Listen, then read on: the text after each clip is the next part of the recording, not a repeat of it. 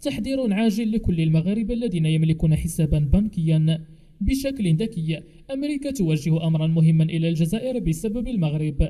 التقارب الإسباني المغربي يتسبب في غضب كبير للجزائر حفيظ الدراجي. والآن إلى التفاصيل، ولكن من قبل ما تنساش دير جيم الفيديو وتشترك في القناة وتفعل زر الجرس باش تكون أول واحد كتوصل بجديد الأخبار.